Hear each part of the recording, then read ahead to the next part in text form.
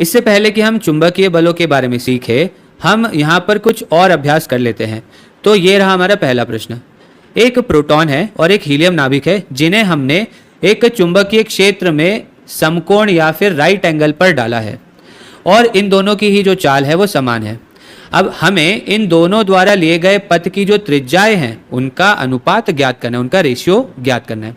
तो हमारे पास यहाँ पर एक प्रोटॉन है और एक हीलियम है और यहाँ पर चुंबकीय क्षेत्र भी है और ये दोनों इस चुंबकीय क्षेत्र के लंबवत दागे गए हैं। अब यहाँ पर ये जो चुंबकीय क्षेत्र सदिश की दिशा है वो स्क्रीन के बाहर की ओर है, जैसे कि यहाँ पर दिखाया भी गया है। और यहाँ पर ये जो चाल है उसकी दिशा कुछ यूं है। तो हमें पता है कि वे यहाँ पर कुछ वृत्ताकार पथ पर आगे बढ़ेंगे। तो हमें ये जो वृत्त है इन दोनों की त्रिज्याओं का अनुपात निकालना है। तो चलिए शुरू करते हैं। तो सबसे पहले ये समझते हैं कि एक वृत्त में क्यों आगे बढ़ेगा। तो हमें पता है कि यदि किसी कण पर कोई बल नहीं लग रहा होता है तो वो बस एक सीधी रेखा में आगे बढ़ता रहता है, लेकिन यदि उस पर कोई बल लग रहा होता है तो न्यूटन के नियमों का उपयोग करके हम ये पता लगा सकते हैं कि वो जो बल है उसके कारण जो पथ होगा वो किस प्रकार से बदल जाएगा। तो इन आवेशों पर लगने वाला जो बल होता है उसके लिए जो समीकरण है वो ये रहा, इसे हम लॉरेंस समीकरण कहते हैं। तो ये जो लॉरेंस बल है इसका समीकरण होता है Q गुणा V क्रॉस B, जहाँ पर V है वेग और B है चुंबकीय क्षेत्र प्रबलता। तो हम यहाँ पर पहले दिशा की बात कर लेते हैं। तो हम चाहते हैं कि आप वीडियो को रोकें और खुद से इसको निकालने का प्रयास करें। तो चुंबकीय बल की दिशा V क्रॉस B की दिशा में होगी। तो यदि आप प्रोटॉन लेते हैं तो वेग जो है वो दाईं ओर है और चुंबकीय क्षेत्र प्रबलता की जो दिशा है वो स्क्रीन से बाहर की ओर है। और इसलिए यदि आप वेग सदिश से चुंबकीय क्षेत्र सदिश की ओर क्रॉस करते हैं तो आपका जो अंगूठा है, आपके दाहिने हाथ का अंगूठा जो है वो नीचे की ओर इंगित कर रहा है और इसीलिए यहाँ पर चुंबकीय बल जो है वो नीचे की ओर लगेगा और इस वजह से जो प्रोटॉन है वो नीचे की ओर मुड़ जाएगा। लेकिन इस चुंबकीय बल की खूबी ये है कि ये हमेशा वेग सदिश के लंबवत ही होगा। तो परिणाम स्वरूप जब यहाँ पर वेग कुछ इस प्रकार से हो जाएगा तो चुंबकीय बल हमेशा इस प्रकार से पथ के लंबवत रहेगा, यानी वेग सदिश के लंबवत रहेगा और परिणाम स्वरूप आप देख सकते हैं कि हमेशा एक केंद्र की ओर इंगित करेगा। और इसलिए ये जो चुंबकीय बल है वो एक अभिकेंद्र बल यानी एक सेंट्रीपिटल फोर्स के रूप में कार्य कर रहा है। और इसलिए हम ये जान जाते हैं कि यहाँ पर ये जो पथ होगा वो एक वृत्ताकार पथ होगा, एक सर्कुलर पाथ होगा। और निश्चित रूप से यदि आपको इस पर और स्पष्टता चाहिए तो आप पिछले वीडियोस को फिर से देख सकते हैं। ठीक है, तो अब हम प्रश्न पर वापस आते हैं। हमें यहाँ पर त्रिज्याओं का अनुपात निकालना है। तो चलिए पहले हम त्रिज्या के लिए एक समीकरण देख लेते हैं। तो हमने इसे पिछले वीडियो में व्युत्पन्न किया था, लेकिन हम इसे याद रखना पसंद नहीं करते। तो एक काम करते हैं, हम इसे फिर से हमारे जो भौतिकी के समीकरण हैं, भौतिकी के जो मौलिक समीकरण हैं उनका उपयोग करके फिर से निकाल लेते हैं। तो हमें ये पता है कि चुंबकीय बल का जो समीकरण होता है वो कुछ इस प्रकार से होता है। अब ये जो चुंबकीय बल है वो अभिकेंद्र बल है और हमें अभिकेंद्र बल के लिए जो व्यंजक होता है वो भी पता है। तो अभिकेंद्र बल का जो मान होता है वो होता है m गुणा V का वर्ग बटे R। तो बहुत ही बढ़िया बात हो गई है कि ये जो अभिकेंद्र बल का समीकरण है इसमें जो त्रिज्या है, जो रेडियस r है वो आ गई है।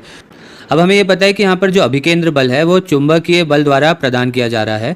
तो हम यहाँ पर इन दोनों समीकरणों का उपयोग करके r के लिए एक व्यंजक ज्ञात कर सकते हैं। तो आप वीडियो को रोककर इन दोनों समीकरणों का उपयोग करके जो त्रिज्या है उसके लिए एक समीकरण, एक व्यंजक ज्ञात कीजिए। तो देखिए जो हमारा चुंबकीय बल है उसका परिमाण क्या होगा, वो होगा Q गुणा V का परिमाण गुणा B का परिमाण गुणा साइन थीटा। अब यहाँ पर जो थीटा है वो V और B के बीच का कोण है जो यहाँ पर 90 डिग्री है, तो साइन 90 डिग्री हो जाएगा 1। तो जो आपका बल बचा वो बचा QVB। तो अब हम यहाँ इसे स्थानांतरित करते हैं तो ये QVB बराबर mv वर्ग बटे r हो जाएगा। तो r के लिए अगर हम इसे सॉल्व करें तो हमें क्या मिलेगा, r बराबर mv बटे QB। तो हमें ये त्रिज्या का समीकरण मिल गया। तो अब हमें इन दोनों की त्रिज्याओं का अनुपात निकालना है। तो हम इसे ऐसे लिख लेते हैं, प्रोटॉन की त्रिज्या बटे हीलियम की त्रिज्या। तो यहाँ पर हम सबका मान लिख देते हैं। तो ये बराबर होगा mp गुणा vp बटे qp गुणा bp। ये पूरा विभाजित हो जाएगा mhe गुणा vhe बटे qhe गुणा bhe। तो यहाँ पर हमें ये पता है कि ये जो दोनों का वेग है, प्रोटॉन का वेग और हीलियम का वेग, वो समान है। तो vp और vhe कट जाएंगे और हमें पता है कि चुंबकीय क्षेत्र सदिश भी दोनों के लिए समान है, तो BP और BHE भी कट जाएंगे। तो हमें ये पता है कि दोनों के द्रव्यमान अलग है और दोनों के आवेश अलग है, तो ये नहीं कट पाएंगे। तो हमारे पास अभी ये बचेगा।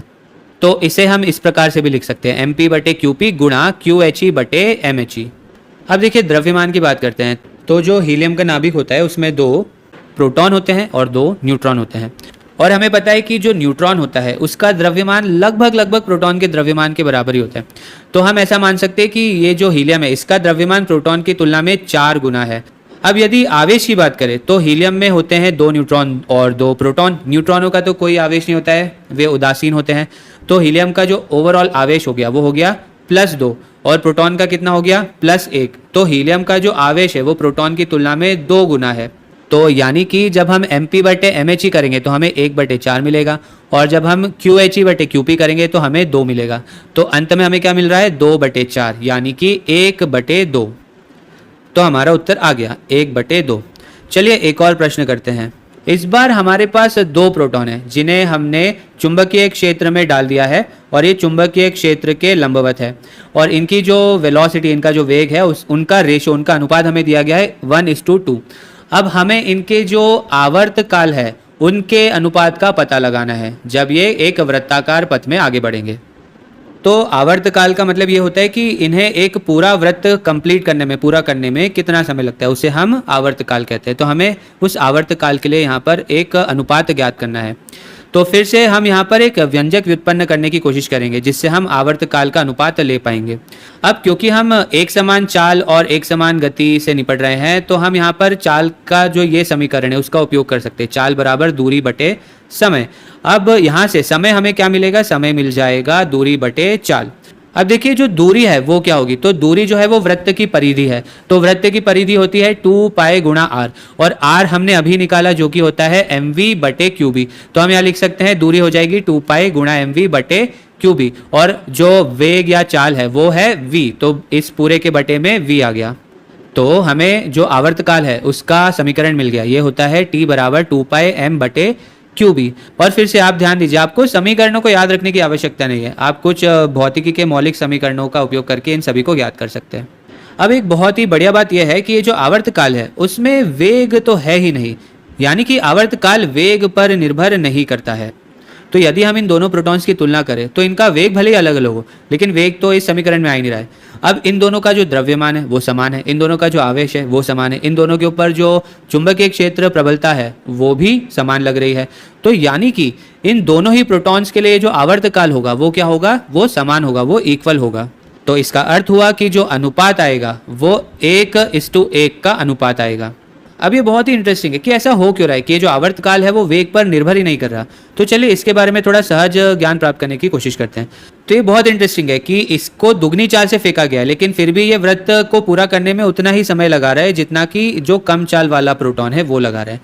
अब इसका कारण ये है कि जब हम इन्हें दुगनी गति से फेंक रहे होते हैं तो इनका जो वृत्त है उसकी जो त्रिज्या है वो भी दुगनी हो जाती है। आप यहाँ से देखिए जो त्रिज्या है वो वेग पर या चाल पर निर्भर करती है, तो चाल बढ़ने पर त्रिज्या भी बढ़ जाएगी। तो इस कारण से इसका जो वृत्त होगा उसकी त्रिज्या भी दुगनी हो जाएगी।